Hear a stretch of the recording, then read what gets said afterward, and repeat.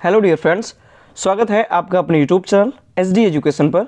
आज है 27 जनवरी 2025 और हम बात करेंगे रेगुलर की तरह आज के most important current affairs question के बारे में।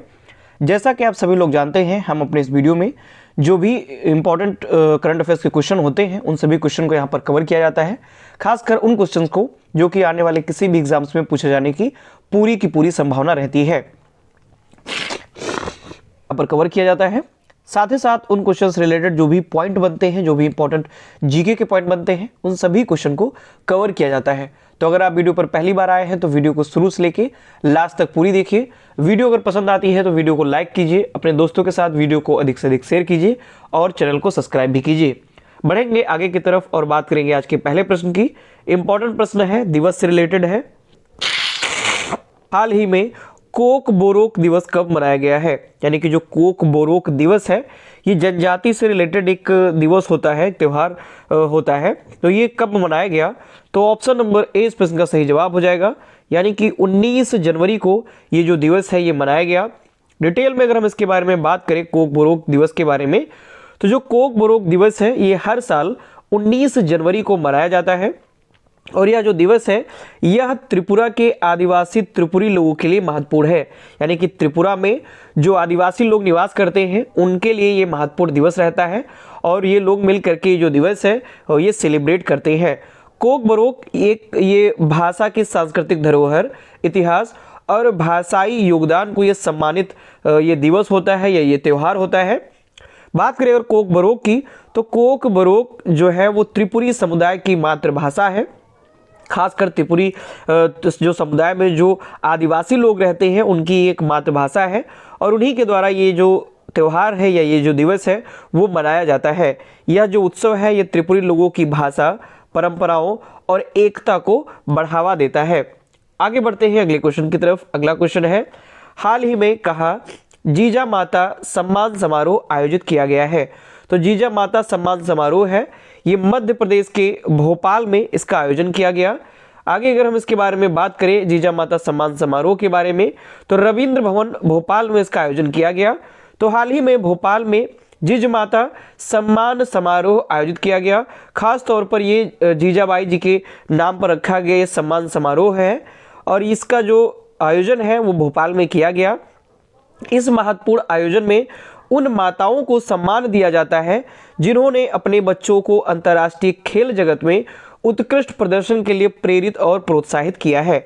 यानी कि ये माताओं को दिया जाने वाला सम्मान है जीजा माता सम्मान समारोह, और इनमें उन माताओं को ये सम्मान दिया जाता है जिनके बच्चे हैं वो अंतर्राष्ट्रीय खेल जगत में काफ़ी अच्छा प्रदर्शन किए हुए रहते हैं। जैसे कि भाला फेंक खिलाड़ी और ओलंपिक स्वर्ण पदक विजेता श्री नीरज चोपड़ा जी की जो माता हैं श्री सरोज देवी, उनको विशेष सम्मान से सम्मानित किया जाएगा। साथ ही साथ आप नीरज चोपड़ा को जानते हैं, तो इनकी माता को, क्योंकि इन्होंने उत्कृष्ट योगदान किया है अंतर्राष्ट्रीय खेलों में नीरज चोपड़ा ने, तो इनकी माता को ये जीजा माता सम्मान है ये इनको प्रदान किया जाएगा। आगे बढ़ते हैं अगले क्वेश्चन की तरफ। अगला क्वेश्चन है, हाल ही में किसने अंतरिक्ष में पौधों की वृद्धि का अध्ययन करने के लिए क्रॉस परीक्षण किया हुआ है? यानी हाल ही फिलहाल में भी चर्चे में आया हुआ था, जब अंतरिक्ष में सेम के बीज जब उगे हुए थे, पहला अंकुरण हुआ था, तब भी मैंने ये क्वेश्चन कवर किया हुआ था। फिर से क्वेश्चन इस चर्चे में है कि हाल ही में किसने अंतरिक्ष में पौधों की वृद्धि का जो अध्ययन है उसको करने के लिए क्रॉस परीक्षण किया हुआ है? तो ऑप्शन नंबर सी इस प्रश्न का सही जवाब हो जाएगा, यानी कि इसरो ने अंतरिक्ष में पौधों की वृद्धि का अध्ययन करने के लिए क्रॉस परीक्षण किया है। तो हाल ही में इसरो ने अंतरिक्ष में पौधों की वृद्धि का अध्ययन करने के लिए क्रॉप्स परीक्षण जो है, यानी CROPS क्रॉप्स परीक्षण ये किया हुआ है। आप यहाँ पर भी क्रॉप्स ही कीजिएगा, ये क्रॉप्स परीक्षण है, आप यहाँ देख सकते हैं क्रॉप्स परीक्षण किया हुआ है। बात करें अगर हम डिटेल में, तो ऑर्बिटल प्लांट स्टडीज यानी कि crops orbital plant studies crops परीक्षण के लिए कॉम्पैक्ट रिसर्च मॉड्यूल के हिस्से के रूप में लोबिया के बीज के एक बैच को अंतरिक्ष में सफलतापूर्वक अंकुरित किया गया है। यानी कि जो लोबिया के बीज जब इनका अंकुरण हुआ था तब भी मैंने ये क्वेश्चन कवर किया हुआ था, तो ये अंकुरण के जो बीज हैं वहां पर अंकुरित हुए हैं। क्रॉप के प्रयोग के तहत 4 दिन में ग्वार पाठे के जो बीज हैं वो अंकुरित हो गए हैं, यानी कि वहां पे जो बीज थे उनका अंकुरण अच्छे से हो गया है। आगे बढ़ते हैं अगले क्वेश्चन की तरफ। अगला क्वेश्चन है, हाल ही में एनडीआरएफ का स्थापना दिवस कब मनाया गया, यानी कि एनडीआरएफ जो है इसका स्थापना दिवस कब मनाया गया। तो ऑप्शन नंबर ए इस प्रश्न का सही जवाब हो जाएगा, यानी कि 19 जनवरी को एनडीआरएफ का स्थापना दिवस मनाया जाता है। हम हर साल एनडीआरएफ का जो स्थापना दिवस है ये 19 जनवरी को मनाते हैं। तो हाल ही में एनडीआरएफ का स्थापना दिवस 19 जनवरी को मनाया गया है। राष्ट्रीय आपदा प्रतिक्रिया बल यानी एनडीआरएफ की जो स्थापना है वो वर्ष 2006 में आपदा प्रबंधन अधिनियम 2006 के तहत की गई थी, यानी जो आपदा प्रबंधन अधिनियम है इसके तहत 2006 में इसकी जो स्थापना है वो की गई थी। इसका जो उद्देश्य यानी किस लिए स्थापित किया गया था, तो इसका उद्देश्य आपदा या संकट की स्थिति में त्वरित प्रतिक्रिया करते हुए जान माल की सुरक्षा करना इसका प्रमुख उद्देश्य होता है। और इसका जो ध्येय वाक्य है एनडीआरएफ का वो है आपदा सेवा सदैव सर्वत्र। मोस्ट इंपॉर्टेंट है, कई बार इसका ध्येय वाक्य एग्जाम्स में पूछा गया है। तो आपदा सेवा सदैव सर्वत्र ये इसका ध्येय वाक्य है। आगे क्वेश्चन की ओर बढ़ते हैं। अगला क्वेश्चन है, हाल ही में चीनी जियोकुआन सैटेलाइट लॉन्च सेंटर से किस देश के उपग्रह का सफल प्रक्षेपण किया गया है, यानी चीनी जो लॉन्च सेंटर है, सैटेलाइट लॉन्च सेंटर जिसका नाम जियोकुआन है, यहां से किस देश के लिए एक उपग्रह का सफल परीक्षण किया गया। तो ऑप्शन नंबर डी इस प्रश्न का सही जवाब हो जाएगा, यानी पाकिस्तान के एक उपग्रह का जो परीक्षण है, जो प्रक्षेपण है वो चीनी सैटेलाइट लॉन्च सेंटर से किया गया है। डिटेल में अगर हम इसके बारे में बात करें तो हाल ही में जियोकुआन सैटेलाइट लॉन्च सेंटर से एक पाकिस्तानी उपग्रह को अंतरिक्ष में सफलतापूर्वक प्रक्षेपित किया गया है।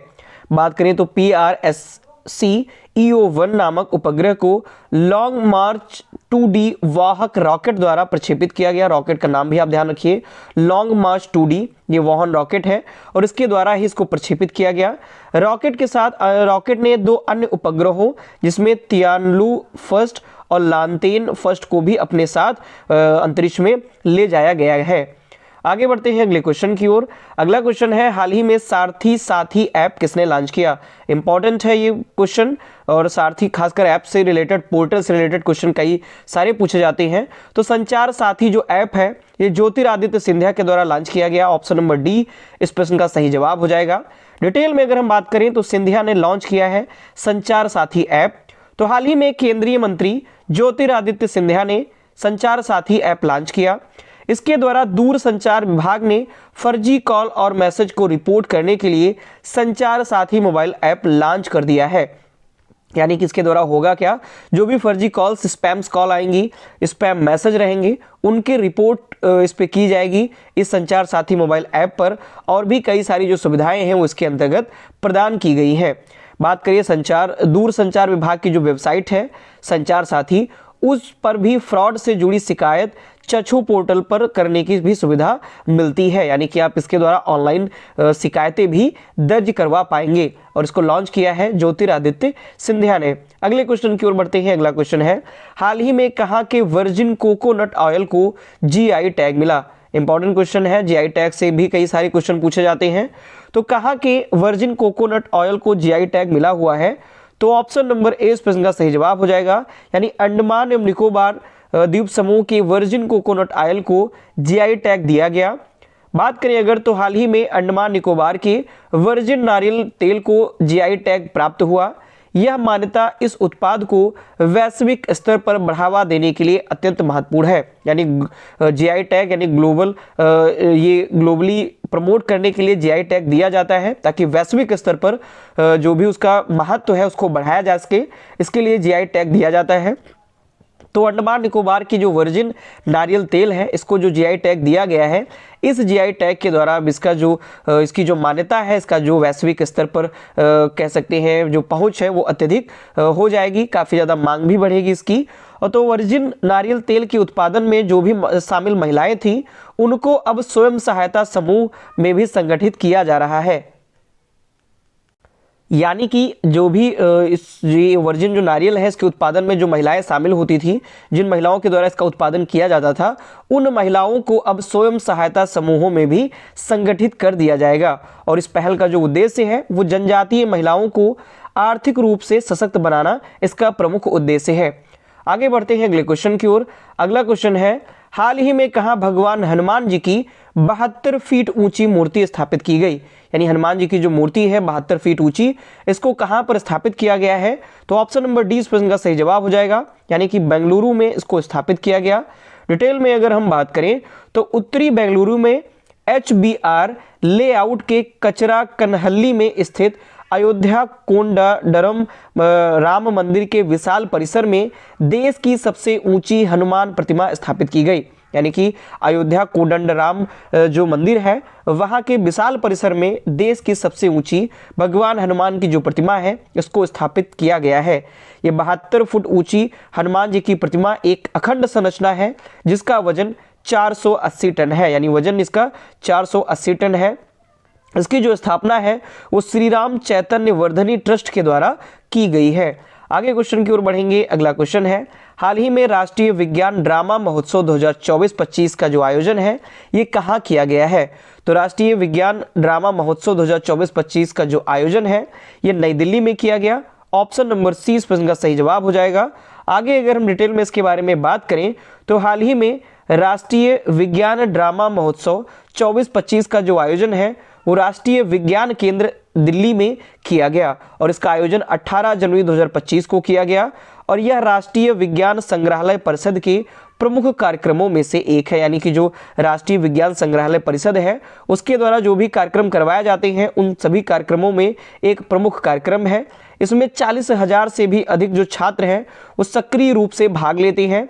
बात करें अगर राष्ट्रीय विज्ञान परिषद की संग्रहालय परिषद की तो इसका गठन 4 अप्रैल 1978 को हुआ था और इसका जो मुख्यालय है वो दिल्ली में स्थित है। बात करें अगर हम अगले क्वेश्चन की ओर, नेक्स्ट और लास्ट क्वेश्चन है आज का, हाल ही में कौन वर्ल्ड इकोनॉमिक फोरम 2025 का भारत का प्रतिनिधित्व करेंगे?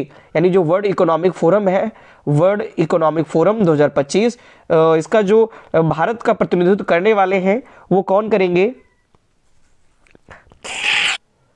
तो वो अश्विनी वैष्णव जी करने वाले हैं, यानी ऑप्शन नंबर ए इस प्रश्न का सही जवाब हो जाएगा। अश्विनी वैष्णव वर्ल्ड इकोनॉमिक फोरम 2025 में भारत का प्रतिनिधित्व करेंगे। डिटेल में इसके बारे में बात करें तो हाल ही में अश्विनी वैष्णव वर्ल्ड इकोनॉमिक फोरम 2025 में भारत का प्रतिनिधित्व करेंगे। उन्होंने make in India make for the world की रणनीति के तहत भारत की उपलब्धियों को उजागर किया हुआ है। बात करें तो वर्ल्ड इकोनॉमिक फोरम 2025 में भारत के 6 राज्य जिसमें आंध्र प्रदेश, केरल, महाराष्ट्र, तमिलनाडु, तेलंगाना और उत्तर प्रदेश ने भी इसमें भाग लिया हुआ है, यानी ये राज्य भी वर्ल्ड इकोनॉमिक फोरम में हिस्सा ले रहे हैं। तो ये थे आज के हमारे मोस्ट इंपॉर्टेंट करंट अफेयर्स के क्वेश्चन। आशा करता हूं सारे क्वेश्चंस आपको पसंद आए होंगे, वीडियो आपको इन्फॉर्मेटिव लगी होगी। तो अगर आपको ये वीडियो पसंद आती है तो उसके लिए आप वीडियो को लाइक करें, अपने दोस्तों के साथ वीडियो को अधिक से अधिक शेयर करें और चैनल को सब्सक्राइब भी करें। धन्यवाद।